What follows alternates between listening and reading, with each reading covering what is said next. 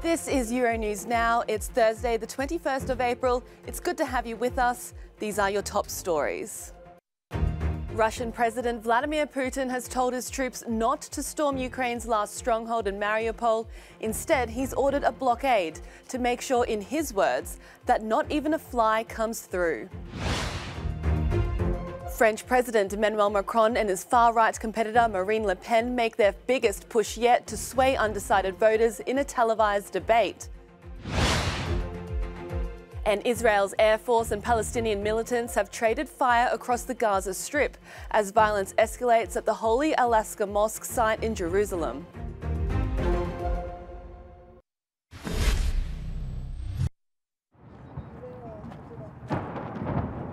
Russian President Vladimir Putin has ordered Russian forces to hold off from storming the Azovstal steel plant in Mariupol. Bunkering 2,000 Ukrainian troops, the plant remains the hold-off center, with Russian military having the plant completely encircled. Putin made the call in a rare public briefing since the invasion began. I consider the proposed storming of the industrial zone inappropriate and order it to be cancelled.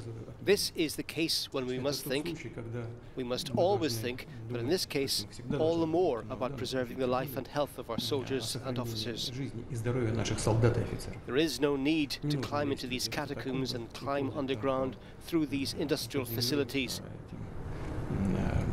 Block off this industrial area so that not even a fly can fly through. Mariupol has seen some of the most dramatic fighting of the war, and the capture of the city would be of both strategic and symbolic importance.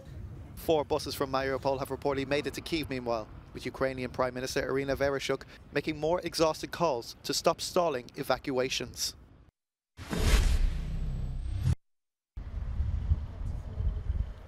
Borodyanka, some 50 kilometers away from the Ukrainian capital, is but a shadow of itself. It was one of the most heavily bombed towns in the region of Kyiv. Some 50 bodies have been recovered from the rubble so far. Hundreds more are expected to be found. In different parts of the town, bodies are also being exhumed from temporary graves. 9 people were buried in these fields next to a local hospital. Alexander's father is among the bodies, headless. There was shelling. In the evening he told us that he would go and stop the Russian forces. He spoke Russian. He's from Russia.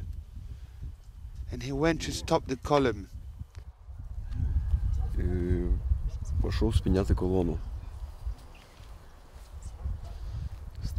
He stood in front of the armored vehicles, and they just ran over him. Nadia lost her 34-year-old son, Konstantin. He was a construction worker. He was walking home. It was on the 28th of February. They shot him with an automatic gun, and he didn't lie down quickly enough. It went through his chest and stomach. We buried him on the 15th of March because we couldn't do it sooner. He stayed at the morgue. The commander didn't allow us to bury him, so we buried him on the 15th of March here, in the garden. The head of the national police in the Kyiv region is unequivocal. I think it is possible and necessary to talk about a genocide of the Ukrainian people. It's another example of war crimes of the Russian Federation when they shoot civilian people. These people were not military and not territorial defense. They were simply civilians and they were shot in the street. This is against all international conventions and international law, which prohibits such acts against civilians.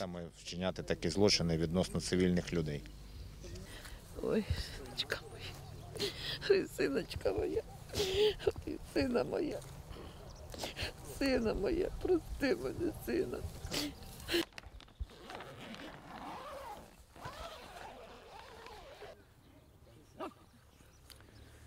Oh, These are very difficult moments, and it's happening every day. More than 1,000 civilians have been found so far in the region of Kyiv, and the police say they're making such findings daily. So obviously the figures are going to rise. I'm Valerie Goria from Borodyanka for Euronews.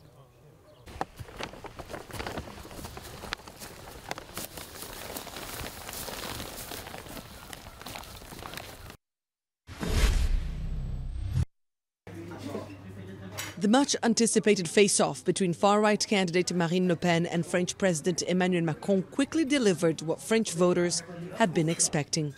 You're not going to make the salaries, Ms. Le Pen. And you won't make the bonuses either, Mr. Macron. No, but I am not saying that. I say I remove the changes on the employer's side, I remove the taxes.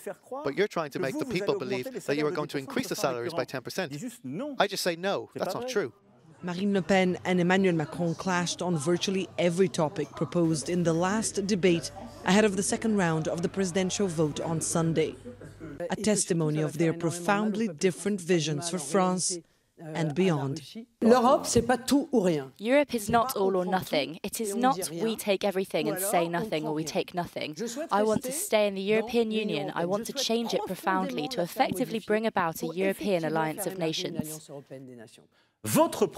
Your project, when we put things back together brick by brick, is a product that does not speak of itself, but which consists of getting us out of Europe. It has a name, it's called the Europe of Nations. If it's not the European Union, you leave the European Union, Ms. Le Pen. Sorry to tell you, you can't decide to paint your walls on your own. But when you live in shared housing, you can't just say one day to the next, it's not shared housing anymore. It's just what you decide because your name is Ms. Le Pen. And while many expected a déjà vu, others saw differences in their candidates 5 years on. She's better than in 2017. Then she delivered a harsh performance. She was on the defensive. Today one can see she has matured. She reflects on her ideas. She speaks to the people. She thinks of the people. She thinks of the French, and in priority of the French. All the contrary of what was done by Emmanuel Macron over the last 5 years.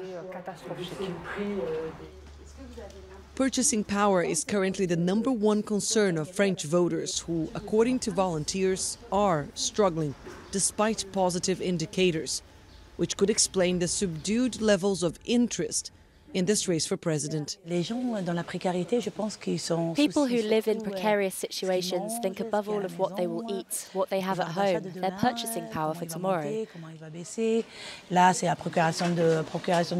The worry now is over obtaining oil, flour, sugar. That's the main thing. Both candidates have been trying to rally their camps and beyond by promising concrete changes in people's lives over the next 5 years. On Sunday, France will know which path its citizens will tread.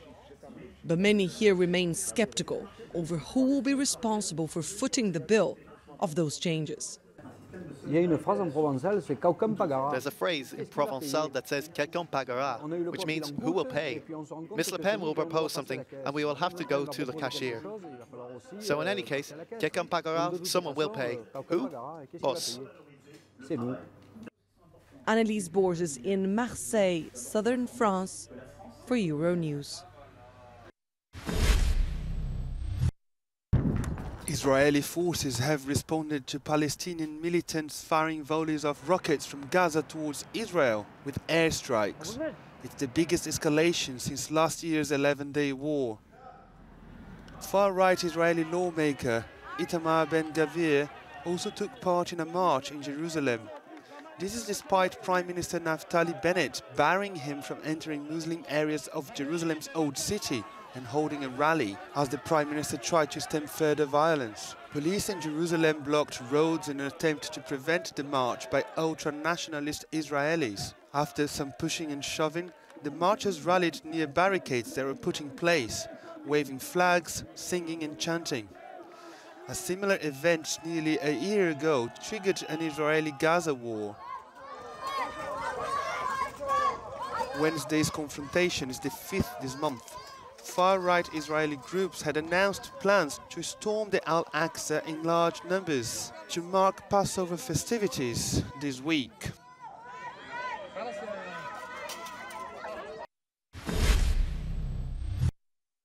This This is Euronews Now. We'll have plenty more after the break.